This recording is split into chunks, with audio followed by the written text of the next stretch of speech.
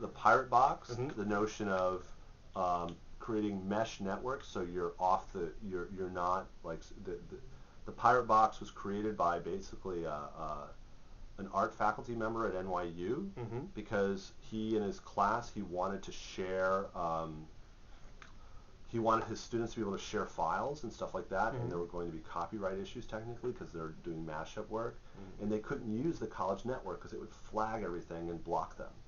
So he created this little box that was a Wi-Fi broadcaster with basically a hard drive attached to it, and he set it up in the classroom, and everybody with their laptops would connect to that network and share. All right, and then it would also be connected to the internet, so you could get outside if you wanted to. And then there's another one called the Freedom Tower. The Freedom Tower was the internet kind of conductivity access point at Zuccotti Park, where it was basically a whole bunch of different cell phones and services strapped and networked together, so that if anyone failed, you had another one to pick up the gap, and so that you could have a data access point anywhere.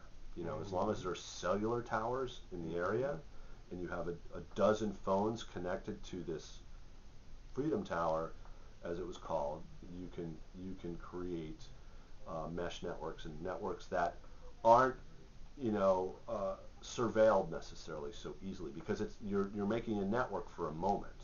You're not making a network that's connecting necessarily to the internet. It's a network for a moment. So those two I would encourage you to look up and read about. Okay. You know, Freedom Tower, the Pirate Box, mesh networks. Those are three things I would encourage. Those are kind of, I don't know how they affect journalists, but they're definitely big points of communication and broadcasting ideas.